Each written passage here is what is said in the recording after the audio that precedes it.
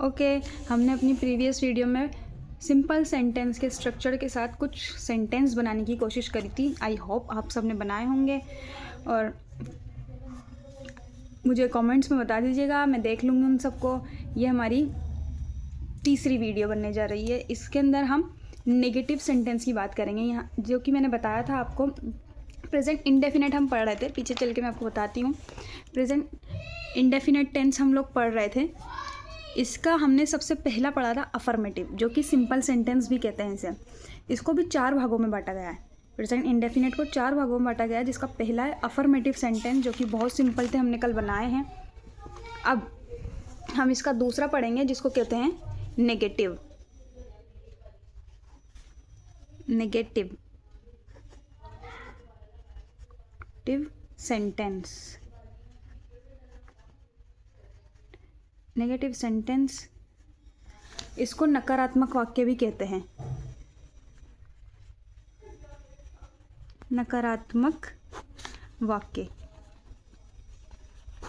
जिस चीज़ में हम ना करें। अफर्मेटिव के अंदर बात आ रही थी कि जो चीज़ हमारे डेली रूटीन में आता है, लाइक हम खाते हैं, स्कूल जाते हैं, कुछ कपड़े धोते हैं, डांस करते हैं, यहाँ जाते हैं, वहाँ जाते हैं, बाहर जाते हैं, खेलते हैं, कूदते हैं, जो भी था।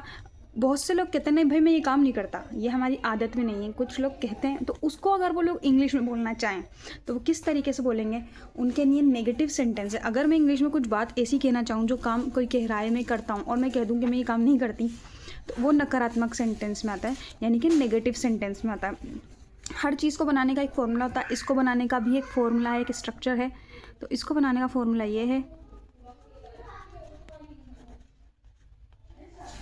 Formula number 2। हाँ, एक चीज़ और कि आप अपने फॉर्मूला याद करते हुए चलिएगा, वरना आप टेंस भूल जाएंगे। बहुत इजी तरीके से हम लोग पढ़ रहे हैं, तो आप ये कोशिश कीजिएगा कि ये भूलें नहीं। अगर आप ये वाला भी सेंटेंस बनाएं, इस फॉर्मूले से बनाएं, तो दूसरा वाला भूलें नहीं, वो फॉर्मूला भी याद रखिएगा। इसका फॉर्मूला होता है सब्जेक्ट, जो कि मैंने आपको बताया था, जो काम को करता है उस सब्जेक्ट कहते हैं। अब इसमें सब्जेक्ट के तुरंत बाद आती है हेल्पिंग वर्ब, जिसके बारे में मैंने आपको प्रीवियस वीडियो में, फर्स्ट वीडियो में बता दिया था कि इस सेंटेंस में एक हेल्पिंग वर्ब का यूज़ होएगा। ये रही, मैं आपको बताती हूँ। इस सेंटेंस में इस हेल्पिंग वर्ब का यूज़ होएगा डू और डस का। डू कहाँ होएगा और डस कहाँ होएगा, ये मैंने आपको बता दिया था। एक बार और बता देती हूँ। डू होएगा फर्स्ट पर्सन के साथ, यानी कि आई वी यू दे के साथ डू का यूज़ करते हैं। अगर subject I we you they है तो हेल्पिंग वर्ब के लिए हम डू को लेंगे, और अगर subject he she it name है तो हम हेल्पिंग वर्ब के लिए डस को लेंगे। It's that clear?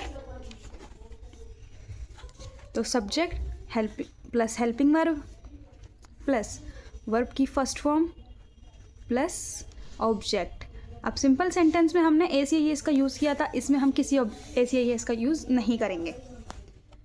तो इसमें अगर आप ही शी इट नेम या कुछ भी आए तो आपको एस या एस वर्ब के साथ जोड़ने की ज़रूरत नहीं हो, सिर्फ सिंपल सेंटेंस का था। अब अगर मैं कहती हूँ कि मैं स्कूल नहीं जाती, उन्हीं को बना के देखते हैं जो पहले बनाए थे, या कुछ और भी बना लेंगे। मैं स्कूल नहीं जाती क्योंकि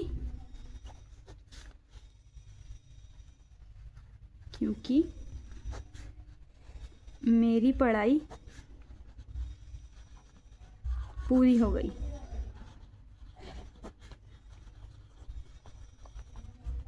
ये थोड़ा मैंने बड़ा बनाया है। अब देखते हैं सेंटेंस को कैसे बनाएंगे हम। सब्जेक्ट, अब इसमें किसके बारे में बात हो रही है? सब्जेक्ट कौन है? कार्य करने वाला कौन है? मैं। नहीं करने वाला भी कौन है? खैर इसमें तो कार्य हो नहीं रहा, सॉरी। एक चीज़ और, इसमें हेल्पिंग वर्ब के बाद नॉट का यूज़ होएगा।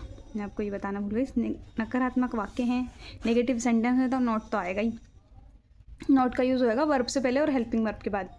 ओके, अब इसमें नहीं हो रहा कुछ, मैं स्कूल नहीं जाती को कौन नहीं जा रहा, किसके बारे में बात हो रही है? मेरे बारे में। तो इसको मैं इंग्लिश में बोलूँगी आई। हेल्पिंग वर्ब क्या लगेगी? आई के साथ डू, आई डू। फिर उसके बाद डायरेक्ट लगा देंगे हम not, I do not, I do not. फिर वर्ब आएगी।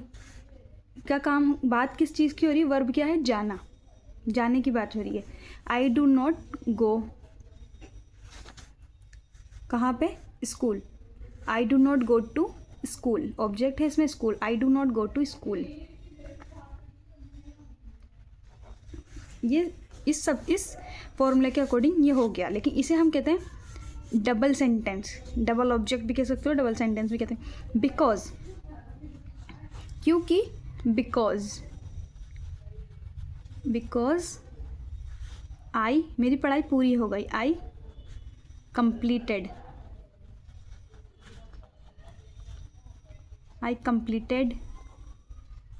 My study.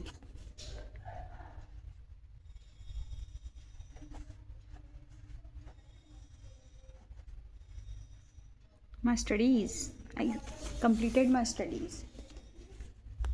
लेकिन मुझे लगता है थोड़ा ज़्यादा बड़ा हो गया, तो हम और छोटे बनाने की कोशिश करते हैं। पहले छोटे छोटे समझते हैं। मैं खाना नहीं बनाती, मैं खाना नहीं बनाती,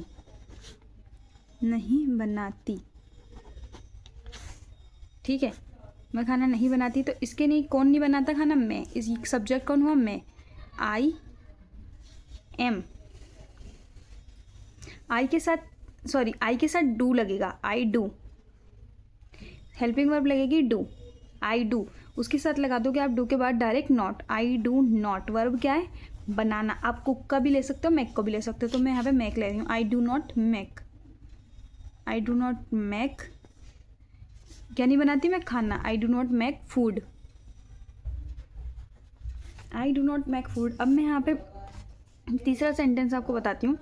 इसी फॉर्मूले के अकॉर्डिंग बनाएंगे, बस 3-4 बनाएंगे ताकि अच्छे से आपके समझ में आ जाए। राम पढ़ाई नहीं करता, राम पढ़ाई नहीं करता। देखिए हिंदी के अंदर इन सबके ता है, ती है, ते है आ रहा है, और ये डेली रूटीन वाले काम हो रहे हैं, हमारे आदतन कार्य हो रहे हैं। सब्जेक्ट राम है इसमें, क्योंकि काम बात हो रही राम के बारे में, जिसके बारे में बात होती है, जो काम करता है उस सेंटेंस के अंदर, उसे सब्जेक्ट कहते हैं। राम के साथ, राम किसी का नाम है, तो इसलिए इसके साथ लगेगा डू नहीं लगेगा, इसके साथ लगेगा डज। राम डज नॉट, क्या नहीं करता? Ram does not study. अब इसको सिर्फ स्टडी नहीं बोल सकते, अगर मैं इसको यूँ बोलूँ, इसमें वर्ब भी होनी चाहिए। Ram does not do study,